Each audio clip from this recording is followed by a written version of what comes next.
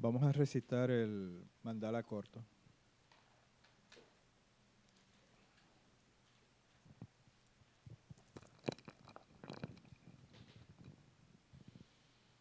Esta tierra ungida con perfume y regada de flores, con el monte Meru, los 4 continentes, el sol y la luna, vista como una tierra pura de Budas, yo te ofrezco.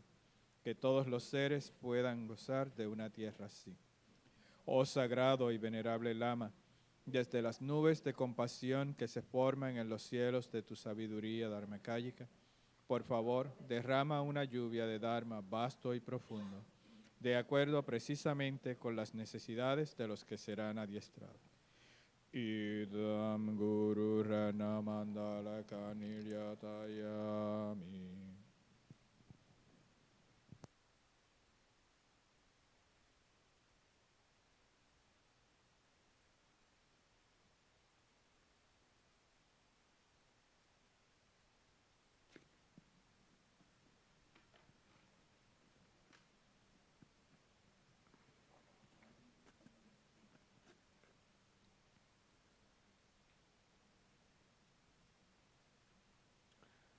Okay, let's go back to the Lama Chöpa. We did verse 90, right? Was the last one? Verse 90? We did that one. So now let's do 91. That's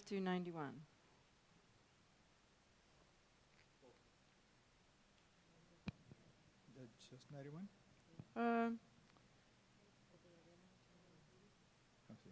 I guess, yeah, read that one.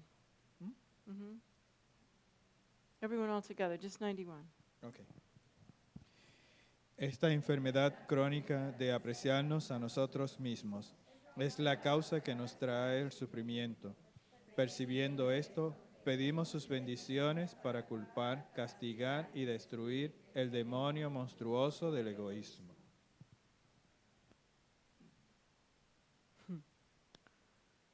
The monstrous demon of egoismo, right? Well,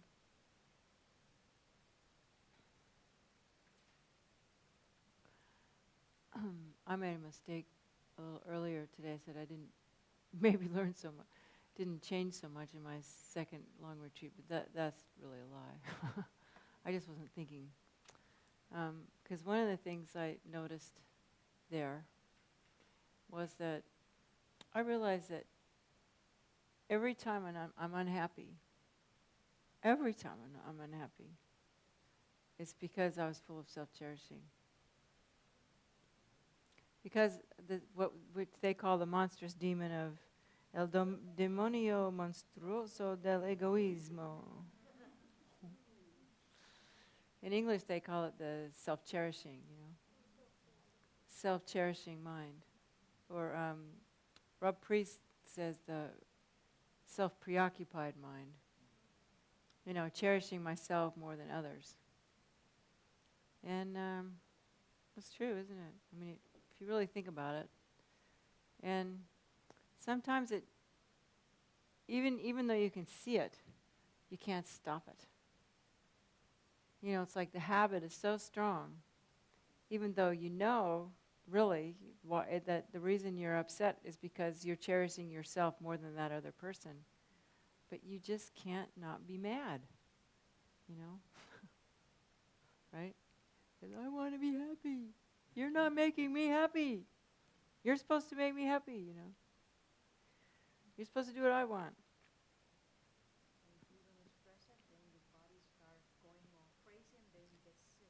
Yeah, that's right. That's what she said. She said if you don't express it, the body goes crazy and you get sick.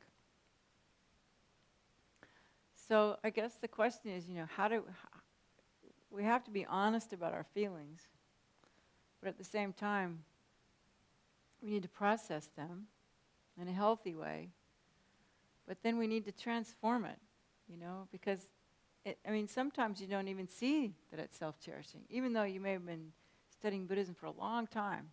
It's just like this big wave comes and hits you, boom, And you don't realize until you like crashed on the beach that you've, oh gosh, you know, that was self-cherishing. I did it again, you know. And it seems like, you know, Lama Yeshe used to say Dharma is like wearing blankets, you know. You have all these blankets, and you pull off one blanket, and then there's another layer. And then you pull off blanket, and there's another layer. Or he said like an onion peel, you know. And, you know, if you can look back, the things that made you angry a few years ago maybe doesn't make you so angry. But it seems like, you know, each time there's some other thing that comes. You thought, oh, maybe I'm better now. And then something comes along, and you're just really mad, you know.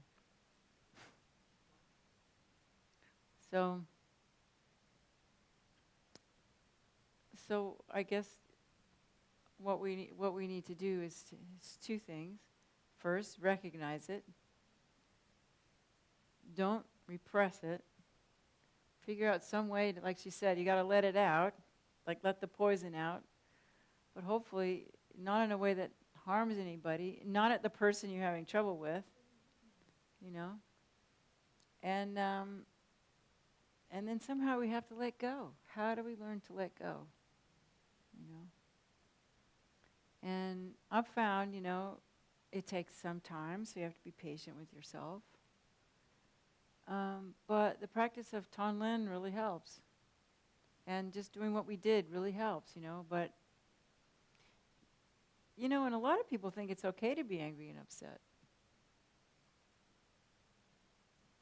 But I suppose, you know, as Buddhists, we don't, right? Because this is the whole thing about karma. We don't want to create the cause to experience it in the future. So if we allow our anger to take us into these places, then we're going to harm somebody else. So that's why, right? And also, we just don't want to harm people, you know. But if you can't figure out a reason why not to harm, you know, some people naturally don't want to harm people, but some of us need to have a reason why not, you know, because we don't want to create the cause for future suffering. So this monstrous demon of self-cherishing. I think really the key is what we were doing yesterday. You have to have compassion for your monstrous demon of self-cherishing. You can't make it go away by beating it up. And I think a lot of us try to put it in a prison, you know.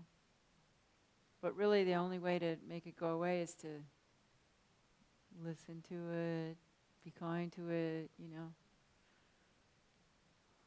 Because like they say about karma, it's not going to go away by itself. It takes work to make it go away. So,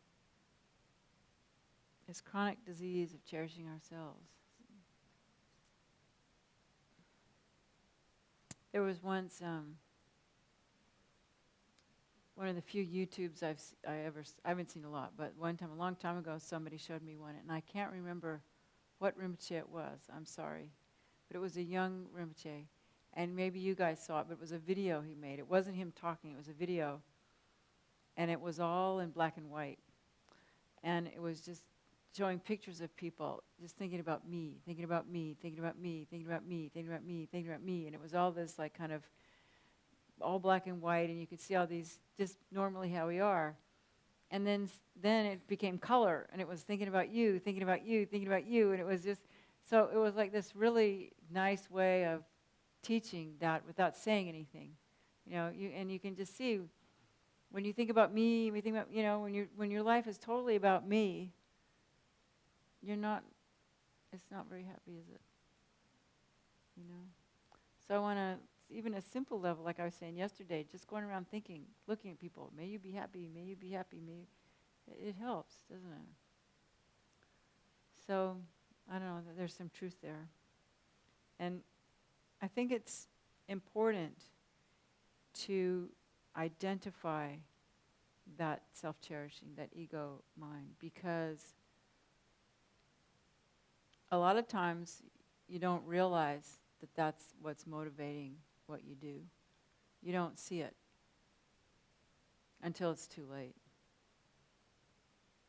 And so it's kind of good to I mean, that's why analytical meditation is so important, that you sit down and check up. and why the lamas say, at the end of the day, before you go to sleep, look back over what you did that day and see, check up. Because probably during the day, you did a lot of, I do a lot of things out of self-cherishing.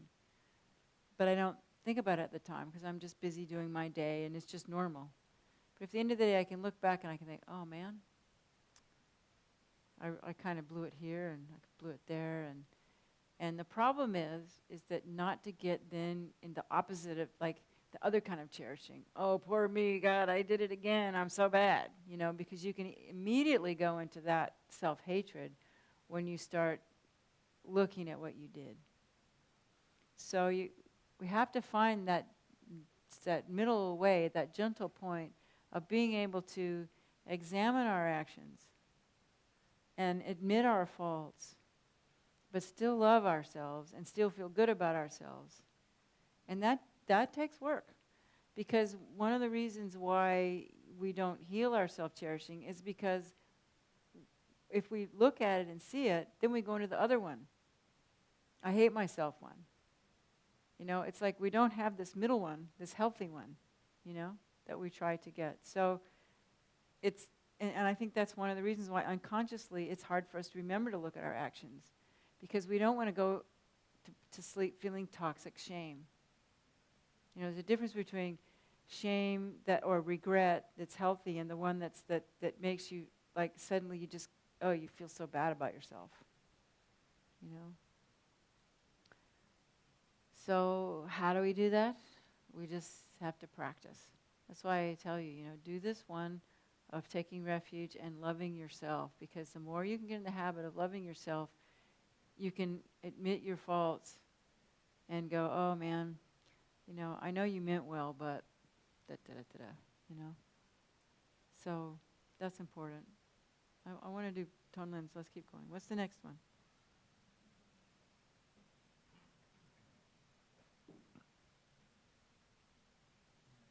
92. Is that right? Is that the next one? Yeah, 92.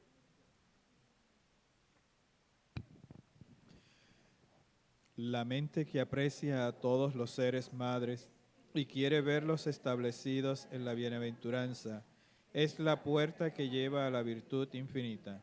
Viendo esto, pedimos sus bendiciones para apreciar a estos seres madres más que a nuestras propias vidas, aunque nos traten como a sus enemigos. Let's keep going. Para resumir, los seres infantiles trabajan solamente por su propio bienestar, mientras que los budas trabajan solamente para el beneficio de otros. Con una mente que entiende las diferencias entre las fallas de uno y las ventajas del otro, pedimos sus bendiciones para poder igualarlos e intercambiarnos por los demás. Keep going. Ya que el apreciarnos a nosotros mismos es la puerta a todos los tormentos, mientras que el apreciar a nuestras madres es la base de todo lo bueno. Pedimos sus bendiciones para tomar como nuestra práctica esencial el yoga de intercambiarnos por los demás. Okay. These verses are based on Shantideva. You've all heard of Shantideva, right? And because we do Tonlan and we develop compassion, not just to make ourselves happy, but because they're the foundation of generating bodhicitta. And bodhicitta is the mind that doesn't delete anybody. And it's the mind that understands and cares for sentient beings so much and feels the suffering of others so much that they devote their entire life to attaining enlightenment, because they realize, you realize that in our present state we can't help others.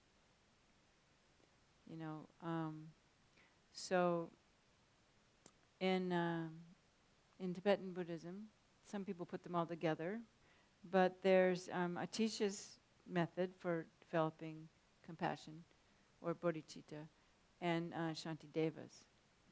So Atisha's is called The Six Causes and One Effect, right? You've all studied that? Do you remember it? Does someone want to tell me?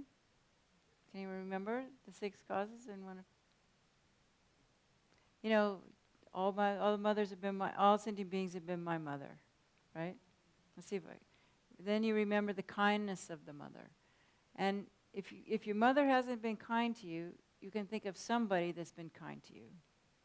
So the whole point is that the thing about this is that it's based on reincarnation. So if you don't agree with reincarnation, it's kind of difficult for this one, because the idea is that all since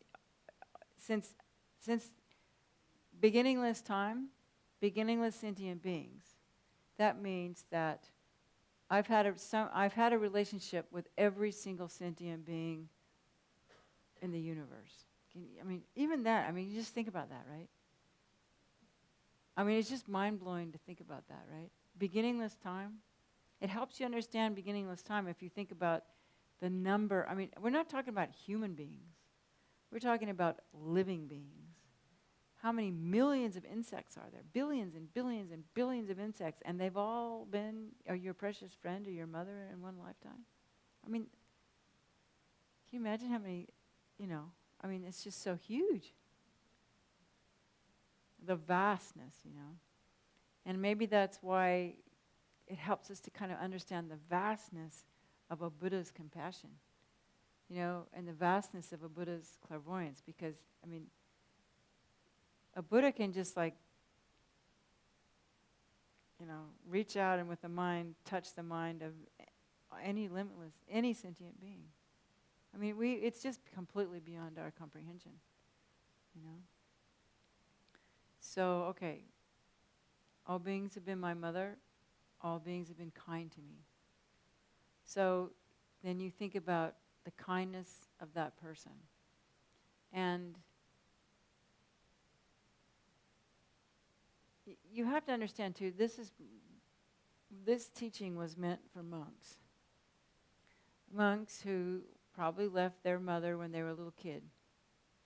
And so for them, the mother is, and also I think mothers back then were a lot less crazy than mothers now. And so they really did love their kids, the way you love yours. And so, for a monk to remember the kindness of the mother, they can just think about the kindness of the mother and tears, oh, my mom was so kind, Plus they're far away too, so kindness makes, far away, you remember mother even more, distance, So they think about the kindness of the mother, Oh, my mother was so kind to me, But we can make that work too, to some degree. Even if we can't, even if we didn't have a great relationship with our mother, they fed us, they took care of us, they didn't put us in an orphanage, they didn't leave us on the street. They did the best they could, and they did love us. So if you can just go there with it, So, and if you did have a difficult relationship with the mother, try to understand why. Maybe her mother was the same, And I think when I looked at my mother and my situation, I started realizing how bad, I've always known how bad wars are, but I started thinking about how bad the trauma of war. Because if you are traumatized by a war, and you then traumatize your child, and that child, especially 100 or 200 years ago, there's no psychotherapy, there's no, maybe they were good Christians, but still that trauma, if it's not dealt with, like I was saying before, you can try to be a good person, but the other thing is in there and it comes out. And it usually comes out on the people you love the most. So you end up, even though you're a loving mother, you can't help it. You traumatize your children. And usually it's the daughter, not the son, too much, because it's just how it is. And so, and then that mother does the best she can, but she traumatizes her daughter, and she traumatizes her daughter. And so you have a whole lineage of that. And that's pretty much what we have. And, my great-great-grandmother, I guess, was in Georgia, a victim of when Sherman's marched to the sea and they burned the Georgia and everything was a big mess. And so I started thinking back, I watched Gone with the Wind and I thought, my great-great-grandmother was Scarlett O'Hara, So it made sense to me that I got what I got. And then I could begin to think of the kindness of my mother, And then I started thinking about war-torn countries everywhere. And what a horrible thing it is that there's traumatized parents and children everywhere, Maybe that's off the subject. I want us to be able to meditate on Dunlin. So anyway, so you think about the kindness of the mother. And if you really meditate on it, even if you had a mother that didn't seem so kind, you can find that kindness. You can remember times when that mother was kind to you and the things that she did that were kind to you. And emphasize those. And have compassion for the times when she wasn't kind for you, because she didn't mean to be that way. Mothers love their kids. They can't help it when they harm us. They really don't want to, but they just can't help it because it's a psychological sickness. They're just not well. So if your mother had cancer, would you hate her for that? So if your mother has a psychological sickness, do you hate her for that? I don't think so. And it's hard for young to process that, but eventually you can. Remembering the kindness of the mother. So then the next step is, if someone's been kind to you, you want to repay that kindness. You kind of want to be kind back. A normal person does. A sociopath doesn't, a psychopath doesn't, but a normal person wants to repay that kindness. So you repay the kindness of the mother. And then you begin to think, so that's 3. So then you wish for that mother to be free from suffering. So that's the compassion. You wish for them to be free from suffering. You wish them to be happy, which means love. In Buddhism, wishing someone to be free from suffering is compassion, and wishing them to be happy is love. That's why love is a little bit easier, because compassion sometimes is hard, makes us cry. And then you think, wow, so that's 5. So then you think, wow, I really wish that person to be happy and be free from suffering, and you really think about it. And these are things you have to sit with, and this is why long retreats are great, because you get a chance to really do this stuff, all day long, work on it. And, but then you think about it and you go, well, in my present state, I can't take away her suffering. And I can't do very much to really make her happy. I can bring her some flowers. I can fix the roof if it's leaking. I can give her some money. But I can't make her happy. And then you think about that with all beings, I would like all beings to be happy, but there's not very much I can do to make them happy. Like, I think I told you last weekend, I have a friend who's a psychotherapist, and he realized, I'm just relieving their temporary suffering, maybe, but I can't do anything to make people really happy. The only way, people can be happy is by practicing Dharma. By creating the cause for happiness. And real happiness doesn't come until you're enlightened. So then the result, that's why you have 6 causes and 1 effect. So the result is, the wish is, I must become a Buddha. Because only a Buddha can really relieve the suffering of others. So this is the method for developing bodhicitta. Because bodhicitta is, I want to attain enlightenment because I care for sentient beings so much. Some people don't. Some people think bodhicitta just means compassion. But it doesn't mean that. Bodhicitta is the mind that wishes to attain enlightenment. The bodhi mind is the mind that's intent on enlightenment. Not for himself, but because contemplating the suffering of sentient beings. Who's the person who's telling me it's so difficult for them to feel the suffering of sentient? Somebody was just saying how horrible, they just, like, it's so, when they, Yeah. What's she doing back there? Anyway, that just like it's just so overwhelming for her when she feels the suffering because she's so sensitive, you know. And so the more you feel that, and that's why sometimes Buddhism is so difficult, because you go out in the world and you just everybody just seems like there's so much suffering. You know, you just walk around in the mall and everybody's suffering. They're looking for happiness, but you can just, you know, especially when you come out of retreat, you can just feel everybody's heart, you know. You just, it's just so painful. And so you think, oh, God, I got to do something about this, you know. I must attain enlightenment, because that's and so then when you decide I must attain enlightenment, so then what do?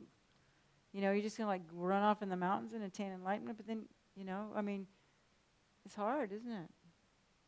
So we have to have that wish all the time, but then we have to also pay attention to our karmic situation and what we can do within our karmic situation that's reasonable, you know. And talk to our lamas for advice. That's the best thing. One of the best things about having a guru is, you know, getting advice. You know, what's the best way for me to attain enlightenment as quickly as possible? I need a prescription, you know. So that's Atisha's method. And then Shantideva's is exchanging self for others. And that's the one that's in this book. That's what we just read, which is first you establish that we're all equal, equanimity. Everybody's equal, and that they don't want suffering and they all want happiness. Actually, that's also true for Atishas. You start with equanimity. And then, you know, you realize that self-cherishing is the cause of the problem. And there's many more others, right, than there are me. So because there's more out there than there is me, then it makes more sense to cherish them more than me, right? Because by cherishing them, they deserve it, you know. And so the pathway to enlightenment then is cherishing others more than myself. But we have to be careful about that. Like when we've talked about that enough, I don't think we have to do any more. Careful about that here, because we don't want to do it in a neurotic way, you know.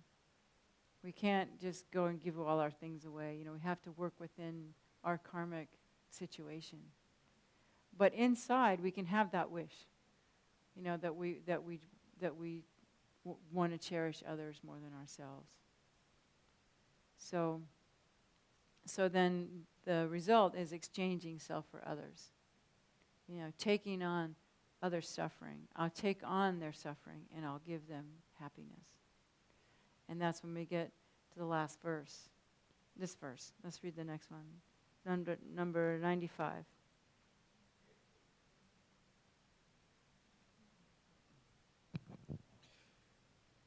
Por lo tanto, gurus compasivos y venerables, pedimos sus bendiciones para que todas las deudas kármicas, obstáculos y sufrimientos de los seres sintientes madres maduren sobre nosotros ahora mismo, y así podamos dar nuestra felicidad y virtud a otros, y podamos establecer a todos los seres en el gozo supremo. Sounds pretty hard, doesn't it? But we can have the wish. You know, we can have the wish to do that. And the reason that this is 3 times in here is because it's really the heart of the path, you know. This is the heart of the Dharma, you know. I mean, we have to meditate on emptiness, but this is the method, you know. And so then that's when generally this is where you stop and you meditate on Tonlin. So Tonlin is the practice called taking and giving. And it's similar to what we've been doing.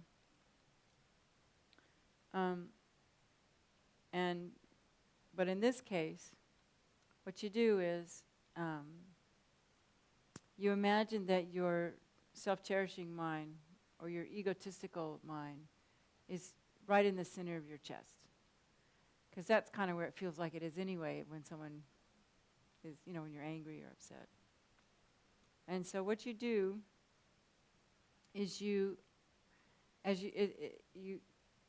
put it, they call it mounting and giving on the breath. Be mounted on the breath. So what you do is you imagine that as you just do your simple breathing meditation, but as you breathe in, you imagine that you're taking, you can start with one person. The suffering of that person comes in through your pores, into to your heart, where that self-cherishing, egotistical mind is. And because you're wishing to take away their suffering, what that does is then you imagine that destroys your own self-cherishing and converts it into love. And then and when you breathe out, you're giving them what they need. So breathing in is compassion, because you're feeling their suffering, you're taking away their suffering. And breathing out is love, because you're giving them what they need. And it's a very simple practice, but it's a very, very profound practice. And they said that Lama Tsongkhapa, every breath he took was Tonglen. So can you imagine, all the time you're breathing, you're doing that? And I mean, I've found, like, if you're in a situation and you're in a hospital room and someone's suffering, you start doing Tonglen, or you're in a situation where people are angry, you're in a meeting, you start doing Tonglen, or you're sitting on a bus, on an airplane. There's lots of situations, where you can do it. And nowadays, I don't know if it was originally taught this way, but most Tibetan Lamas teach it by, you start with yourself first. You start by taking your own suffering on and giving yourself what you need. And then after that, after you feel comfortable with that, then you work with somebody that is having trouble. And then you add another one, and then in the end, you're taking on everyone's suffering and giving out love. And some people are afraid of that, But I've been advised that it's okay to do it. We don't have the capacity at this point to actually do that. So we're not going to get sick if we start wishing to take on somebody's cancer. Now, I did know a story, though, of one of the great lamas. Actually, I just found out recently he was a Kalachakra practitioner. His name was Chamdo Geshe, and he lived at Tashida in Dharamsala. I guess Lama Yeshe let him build a house there. And he was one of those great meditators, who gained realizations like Kirti Senche Rinpoche. They spent 19, 20 years in retreat. And he had an arm that didn't work very well. Did I tell you this already? Maybe I just told Veronica. And they said, he had to use everything it was like paralyzed, like he had a stroke. But they said that His Holiness the Dalai Lama's mother had a stroke and lost the use of her right arm. And Chamdo Geshe did Tonglen, and she was well, and he had the arm. So, high-level bodhisattvas can do stuff like that. But I don't think we need to worry about it. For us, it's a mind training. So that when we're feeling depressed, And another thing, I want to tell you this too. It's really, really helpful if you're having a problem. You sit down and you do Tonglen and you say, may all sentient beings who are having this problem, may I take that from them. I'm going to take, just simple like a headache, All sentient beings having this headache, I'm breathing in this headache and I'm giving all sentient beings relief from this headache. And it can help your headache. And especially it can help you like heartache or anything, difficult, all sentient beings who just lost their job, I'm taking on the karma of all sentient beings who just lost their job, and I'm giving everybody the job they want. Stuff like that. So again, you have to be creative and make it work for you. So I would like to just, with bodhicitta motivation, I would like us to practice a little bit of Tonglen, and then we won't do too much. You can do it at home, because I need time for questions. So maybe we'll just try for about 5 minutes. And it's up to you. You can start with yourself, or you can start with somebody else. And then, because then I want to answer your questions about it, okay?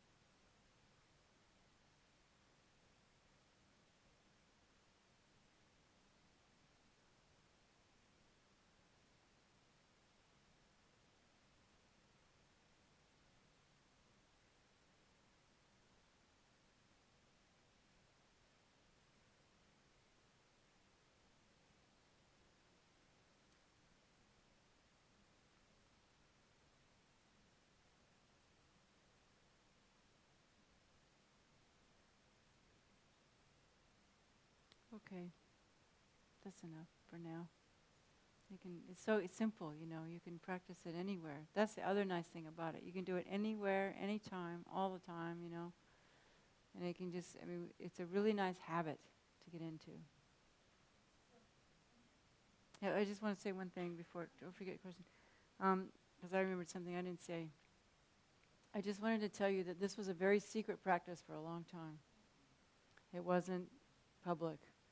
And if I'm correct, it was Geshe Chikawa. Maybe you've heard of him. He's the one who wrote the 7-point mind training. The first time I came here, that was what we did. We did a couple weekends on the 7-point mind training. And I might have told you then that it became kind of popular in Tibet because he started doing it with the lepers.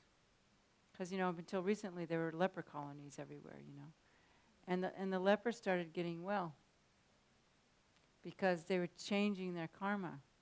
You know, by taking on the suffering and giving it, actually, they were doing it so sincerely, just in the same way that you're able to change the karma of people who dislike you by being kind to them and not saying bad things about them.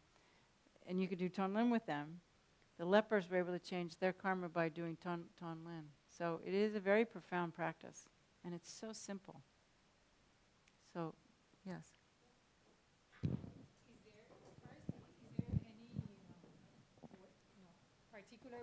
Is there any particular way of doing this? Just inhale and exhale. Yeah, well, the first thing you do is you should set your motivation. You know, I'm taking refuge in the Buddha, Dharma, and Sangha, and I'm generating bodhicitta. You know, just remember, I'm doing this to become enlightened for all sentient beings. That makes it more powerful. But as you breathe in, you're taking like black smoke, like you can like dark cigarette smoke, you know, into your heart. You're taking the darkness into your heart. And as you bring the darkness in, it transforms the darkness in your own heart and turns it to light. And then you breathe out light and love.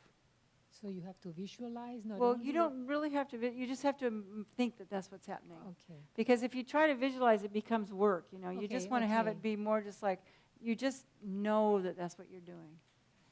So I think for me, it helped me much more than the other practice in order that I saw these persons that I disliked and everything. It was very easy for me. Yeah. Because I just wish them well. Well, I like this better too.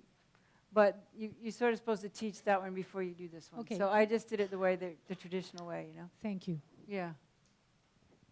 Because I think the idea is we're supposed to try to get a level playing field first, that we feel equal for all beings, and then we start doing Tonlin. But you don't have to do the other one. You can just do Tonlin. Yeah.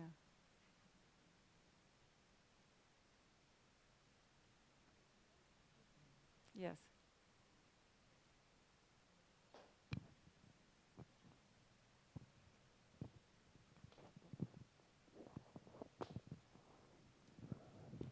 Yes, I was unsure as to how specific it needs to be in terms of the condition of a person that you're working with. I got the sense from some of the examples you were giving that it wasn't an abstract, taking the suffering and giving back love in an abstract way, that it... Well, you can be specific or you can not be specific. Okay. You can sit there and just think abstractly, I'm taking in all the sufferings of all sentient beings, I'm giving all sentient beings happiness. Or you can be very specific. So it's up to you how specific you want to make it. You can, you know, if you have a friend who's sick, you can do Tonlin with that person. You know, and don't forget to do it with yourself too.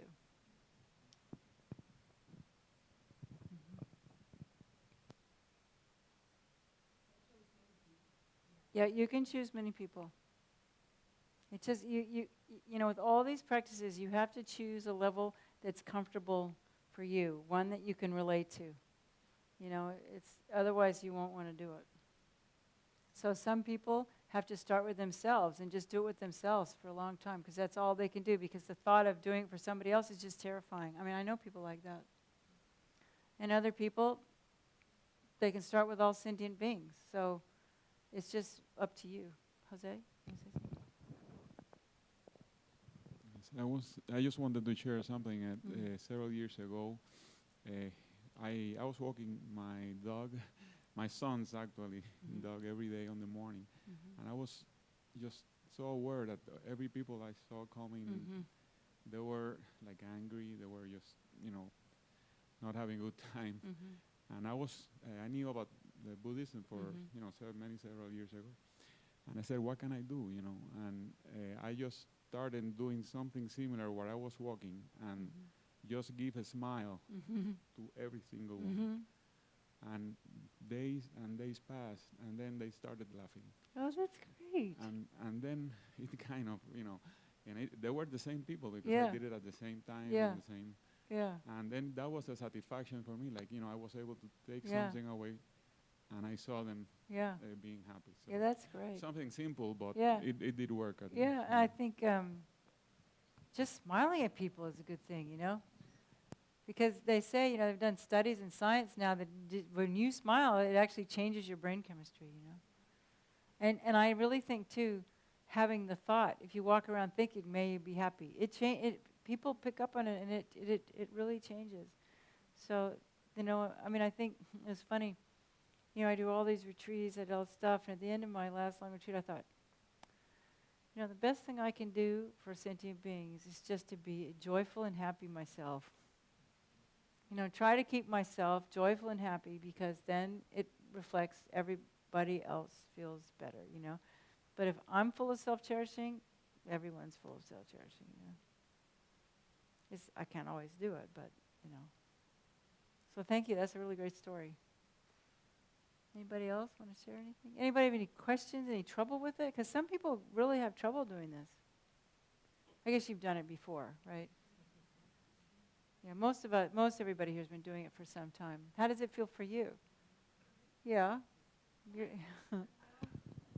I was telling my companions in the break that I wanted to leave. My ego wanted to leave and don't do this part. Yeah. Because Tonglen is very difficult for me. It scares me. Yeah. So everything you've said, it became like a teaching, a very important teaching for me today. Because that's exactly how I felt. But it was, I thought about my mother, and it was so easy to do it, and it was easier than the exercise, the practice that we did yesterday for me.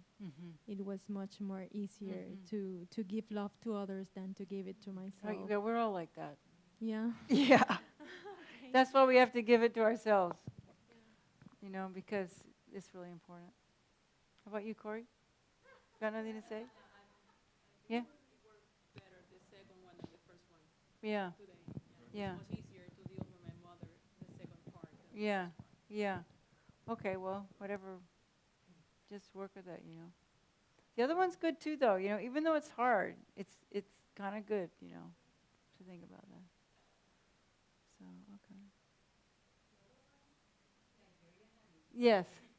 Yeah, well, I made it more analytical. I mean, you can do it without analysis. You can just put the person there and, think the good thoughts about them, Yeah.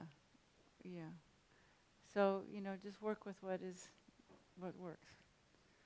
So we didn't do a lot of Tonglen, but you got the sense of it, and most of you here have been doing it for a long time anyway. So, it would be interesting if you all came together and just did it as a group.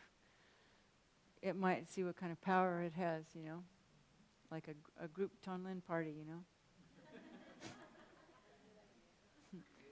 Saturday morning, 1 hour of Tonglen or something. I think it'd be really powerful. It's good to do it before you go to sleep. Yes, definitely. And good to when you first wake up. And that thing about remembering love, it's good to actually get a feeling, try if you can, other than just making it kind of visualizing, but to try to make a feeling about it, So, okay, well, it's 6 o'clock, so we should dedicate. And thank you all for coming, and, we're all just doing the best we can.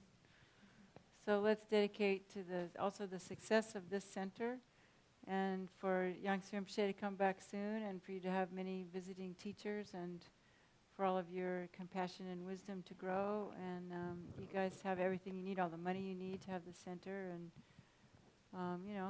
just all auspicious for this little jewel here, So thanks a lot, and let's just dedicate the merits.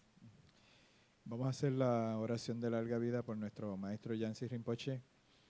Vamos a tener presente todos los maestros que enseñan el Dharma en diferentes formas en todos los lugares en el planeta.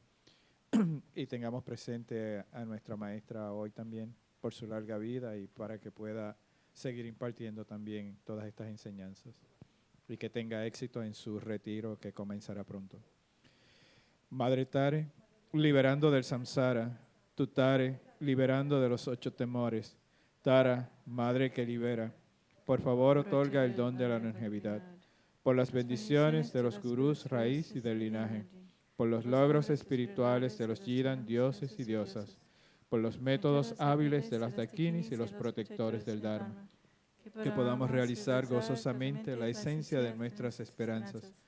Gendun Tenzin, eres afable, benevolente y bondadoso. Por favor, permanece con nosotros durante una larga vida. Expande tus actividades iluminadas en todas las direcciones y continúa madurando y sustentándonos a mí y a todos los seres sintientes. Desde este momento y durante todas nuestras vidas, manténnos bajo tu tutela. Sé nuestro amigo, nuestro divino y virtuoso guía. Limpia la degeneración de la ignorancia. Ayúdanos a realizar rápidamente nuestro recorrido por los senderos y caminos y a alcanzar los 3 cuerpos de un Buda.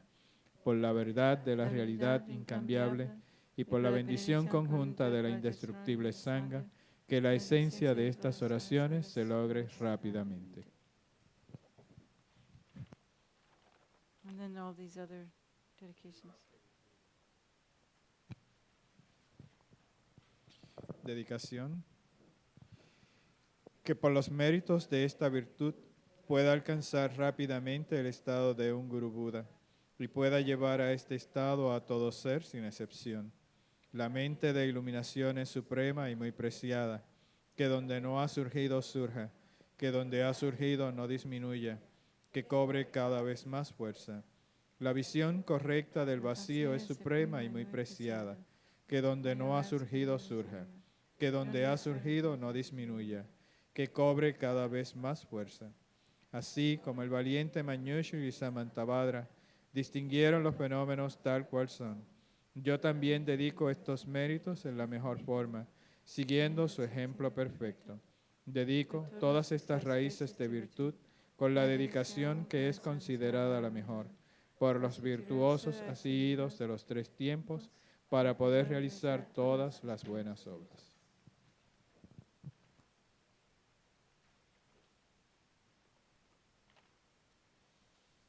And then we seal the dedication with emptiness.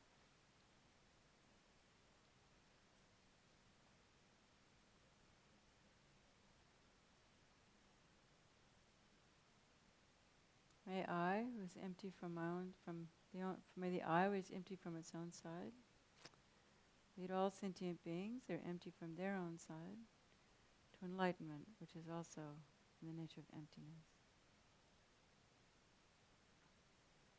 All the merits that also do not exist from their own side, completely we offer up and dedicate.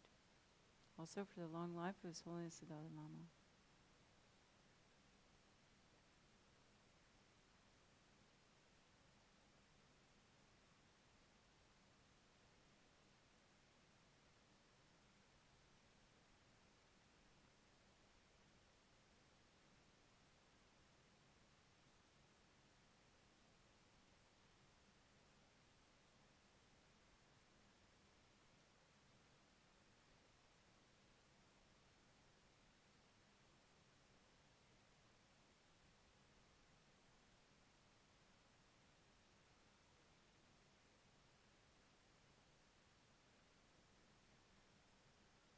And rejoicing how wonderful it is that we have this opportunity to study these ancient teachings and bring modern light to them and bring them into our lives and into our world, and what a wonderful thing it is.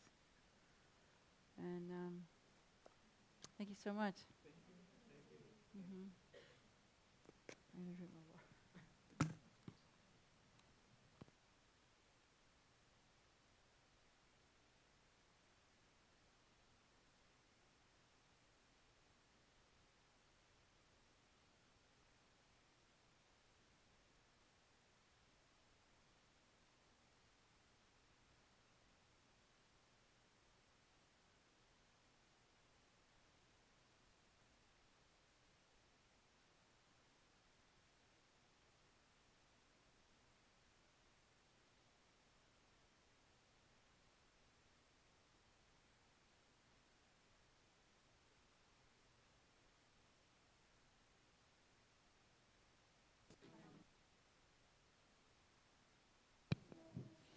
Recuerden que volvemos el jueves y el jueves vamos a hacerle las ofrendas y presentación de Cata a la Venerable. Esto es bien importante porque esto nos crea un lazo kármico bien positivo cuando hacemos ofrendas a los monjes. Recuerden que ellos viven de la generosidad nuestra y el aportar para esto a un monje pues nos crea un lazo bien positivo para esta vida y vidas futuras. Así que es una oportunidad que debemos aprovechar. Gracias. No, ninguno de ellos recibe un sueldo. Y ella, sí.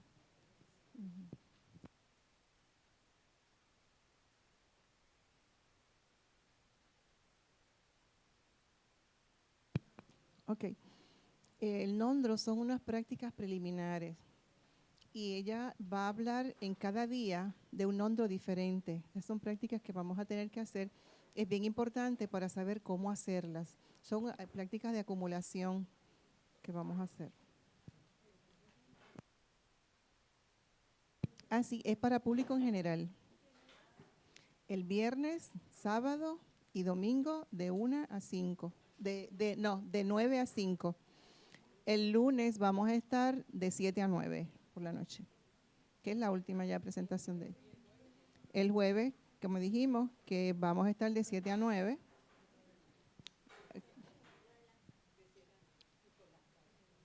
Sí. No. Y entonces, al final, y es cuando vamos a hacer el sorteo del iPad. Todavía nos quedan taquillas, si quieren aprovechar. Sabemos que es un solo iPad, pero cualquiera se lo puede ganar. Y mientras más, pues más oportunidades tenemos. Más oportunidades.